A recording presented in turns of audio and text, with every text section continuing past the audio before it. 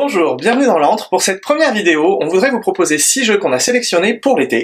Alors ces 6 jeux on les a sélectionnés parce qu'ils sont faciles à emporter dans la valise, ils sont parfaits parce qu'ils sont rapides à jouer, et du coup on a sélectionné différents jeux pour tout type d'âge.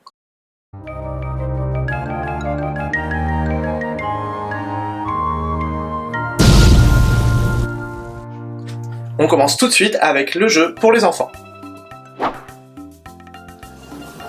On commence par Crazy Cups, un jeu pour enfants à partir de 6 ans, pour 2 à 4 joueurs, qui est jouable en 10 minutes. Le principe est simple, on va avoir 5 gobelets de couleurs, et le but est de faire la combinaison qui est écrite sur la carte. On tire une carte, le premier joueur qui arrive à faire sa combinaison dans le temps, il sonne, et si c'est la bonne combinaison, il remporte la manche.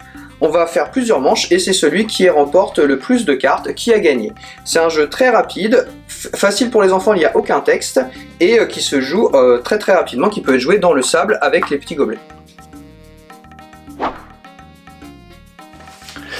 Pour le jeu apéro entre adultes, on a décidé de vous présenter Pavlova Coco. C'est un jeu qui est dans la même veine que les Limites ou les Blancs Manger Coco, à ceci près qu'il se joue celui-ci en bande dessinée. Donc le but n'est pas de faire une succession de phrases les plus irréférencieuses ou les plus drôles possibles, mais d'associer des images pour faire un petit strip de 3 cases de BD le plus irrévérencieux possible.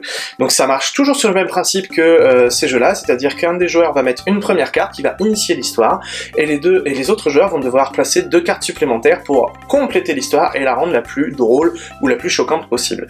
On est clairement sur un jeu pour adultes.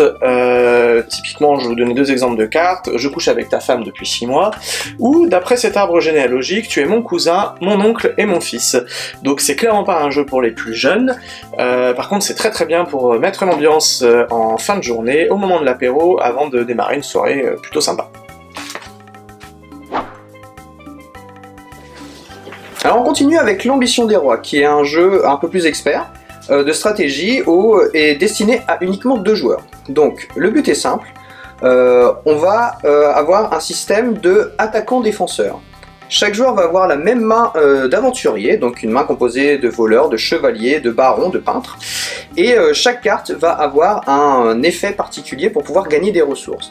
Ces ressources qu'on va accumuler, voilà, qui sont des petites ressources nourriture, or, qu'on va accumuler, vont nous permettre de construire des palais. Et ces palais, c'est les conditions de victoire. Le premier joueur qui a réussi à construire 2 palais remporte la partie. Pour ce faire, on va chaque tour alterner entre attaquant-défenseur, et on va composer une main de 3 aventuriers. L'attaquant va sélectionner 3 aventuriers, le défenseur va sélectionner 3 aventuriers à son tour, et on va comparer les deux.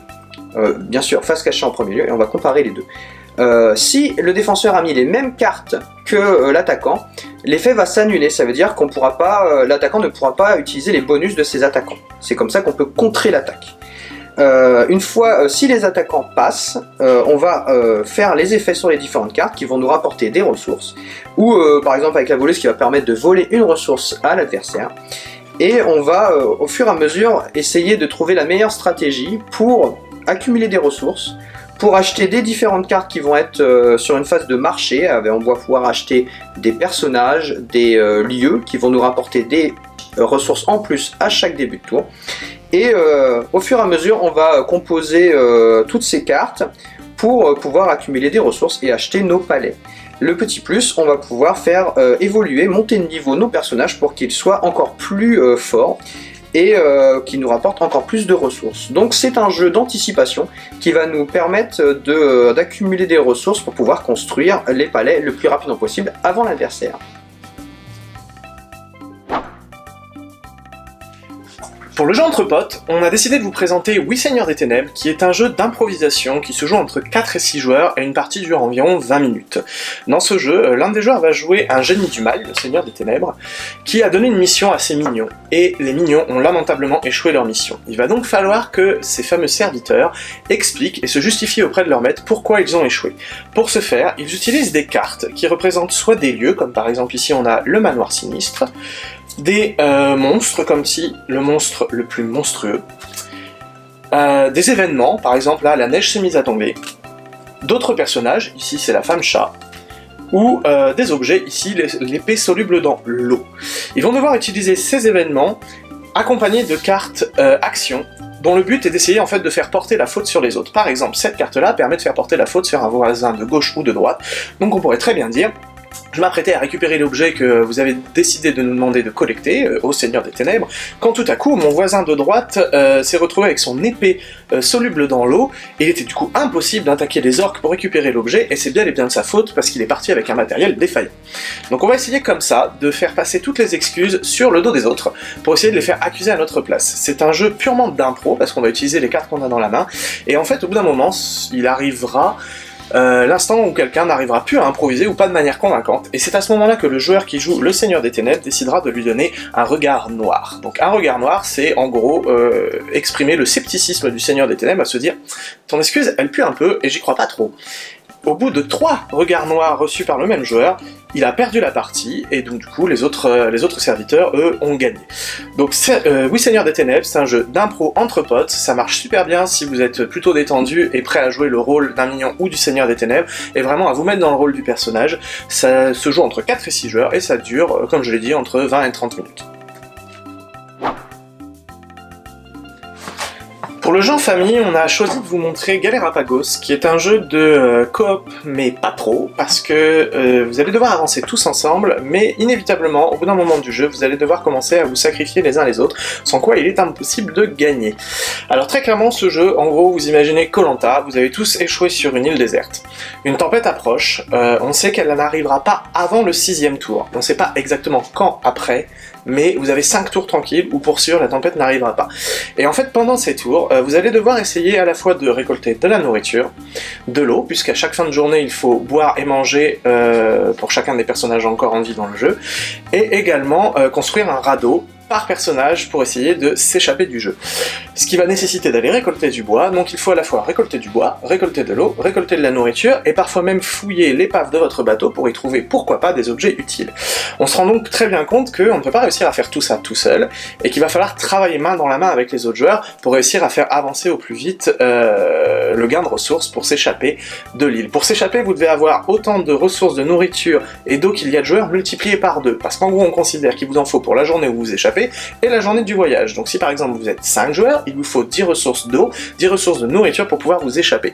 C'est pas gagné d'avance, parce que autant la nourriture, on la pêche, donc on est à peu près sûr d'en trouver, autant l'eau, elle dépend de la météo qui est donnée par ces petites cartes là. Par exemple là j'ai une carte où il a plutôt plu, on a 3 ressources d'eau qui sont récoltables, mais il peut arriver des tours où on se retrouve avec une journée où il a fait un soleil de plomb et il n'est pas tombé une goutte d'eau. Donc les ressources sont rares, elles vont venir à manquer, et à chaque fin de journée, chaque joueur consomme une ressource de nourriture, une ressource d'eau.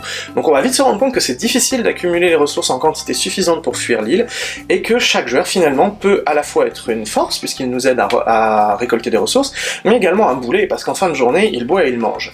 Et il arrivera un moment où ça va devenir peut-être un peu trop tendu, et qu'il va falloir choisir d'éliminer certains joueurs, parce qu'on ne sera pas capable ou de les nourrir, ou de leur donner à boire. Et tout ça avec cette contrainte de temps de la tempête qui approche, et qui, au-delà du 6e tour, même si on ne sait pas exactement quand, finira par arriver. Lorsque la tempête approche, les joueurs ont jusqu'à la fin du tour pour quitter l'île, auquel cas, s'ils n'y arrivent pas, tout le monde est mort. Donc Galerapagos, un jeu coopératif mais pas trop, c'est le slogan du jeu, ça porte très bien son nom, c'est vraiment en mode survivant Koh-Lanta, c'est parfait dans le thème de l'été, ça se joue jusqu'à 12 joueurs, et une partie prend une vingtaine de minutes, donc c'est très rapide à mettre en place, et c'est idéal pour animer un petit peu vos soirées d'été, parce qu'au début tout le monde travaille main dans la main, mais au bout d'un moment on commence à avoir des discussions un petit peu animées sur qui il faut sacrifier pour réussir à finir la journée. Et pour finir, je vais vous présenter Perudo Beach, un jeu vraiment destiné pour la plage, avec sa version haute en couleur, qui peut être transporté partout, et principalement dans le sable, avec son petit filet. Donc un jeu sans carte, uniquement avec des dés, donc qui peut être utilisé partout. Le principe est simple, c'est un jeu de stop ou encore et de bluff, destiné à toute la famille, de 2 à 6 joueurs, et qui est jouable en 30 minutes. Chaque joueur va avoir un petit gobelet, avec 5 dés dedans. Chacun va mélanger ses dés, et hop, on va regarder le score qu'on a, mais discrètement pour pas que les autres joueurs... Là par exemple j'ai 2-3. Le but ça va être d'estimer le nombre de joueurs qui ont des 3 autour de la table. Donc par exemple on est 4. Bon, je commence avec 2-3, je vais dire, il y a 4 des 3 autour de la table. Le joueur suivant va dire, Moi j'en ai 2 dans ma main, je vais dire bon bah je peux monter, je vais monter à 5 D3. Et ainsi de suite, chacun va estimer jusqu'à temps qu'un joueur dise par exemple il y a 10 D3 autour de la table, et le joueur suivant dit non, tu bluffes, c'est pas possible, donc on va dire dodo. Et chacun va révéler ses gobelets. S'il y a bien au moins 10 3 autour de la table, le joueur qui avait estimé a bon, et c'est celui qui a dit tu bluffes qui va éliminer un de ses dés. A contrario, s'il y avait moins que 10 dés, c'est le joueur qui avait monté jusqu'à cette estimation qui va supprimer son dé. Bien sûr, le but étant d'être celui qui finit avec le maximum de dés la partie. Donc c'est un jeu de bluff où on va devoir renchérir sans trop être gourmand parce que on va se faire avoir. Voilà, c'est très simple, abordable pour toute la famille et pour les enfants. Voilà pour ce qui en est de ces 6 jeux qu'on a décidé de vous présenter pour cet été. On espère que ça vous a plu, c'était notre toute première vidéo, du coup s'il y a des choses que vous avez vues qu'il faudrait qu'on améliore, n'hésitez pas à les mentionner dans les commentaires. Également si vous avez des choses bien, dites-le nous aussi, ça nous intéresse. Et si vous avez vous aussi d'autres jeux que ceux-là qui se prêtent plutôt bien à l'été, n'hésitez pas à les mentionner dans les commentaires, on regardera ça avec attention.